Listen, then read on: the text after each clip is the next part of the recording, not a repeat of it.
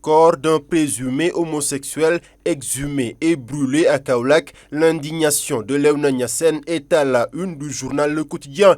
Dans un communiqué, selon l'Observateur, le Khalif Serigne Tidiane Khalifa Niasse dénonce un acte odieux. Il souligne que sa communauté n'est ni de près ni de loin impliquée dans cette affaire. Selon le Khalif, le cimetière ne relève pas de la compétence de Léona Niassène. Il ne nous incombe en aucun cas de décider qui doit être inhumé ou non dans les cimetières. Nous tenons à prendre l'opinion nationale et internationale à témoin, affirmant haut et fort que Léona ne prône en aucune manière un tel comportement, clarifie le Khalif Serigne Tidiane Khalifa Niasse. Pendant ce temps, les organisations des droits de l'homme montent au créneau. Dans le journal Busby, dans un communiqué conjoint publié hier, Amnesty International Sénégal, la rencontre africaine pour la défense des droits de l'homme RADDHO et la Ligue sénégalaise des droits humains indexent la responsabilité des maires en charge de la gestion des cimetières et la délivrance des permis d'inhumer. Pour Seydi Gassama et ses camarades, les maires ont l'obligation de délivrer un permis d'inhumer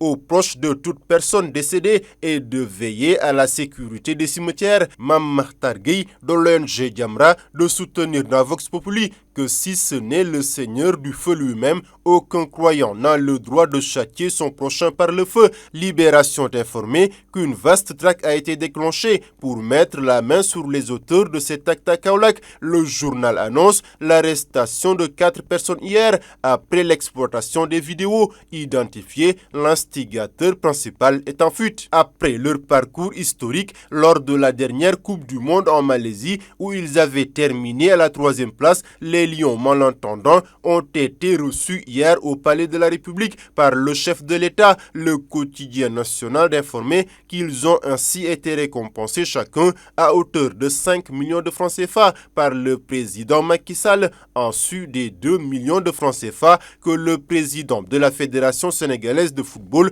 Augustin Senghor, leur a offert. Équipe nationale des malentendants, Macky Sall offre 5 millions à chaque lion. Augustin Senghor ajoute 2 millions chacun.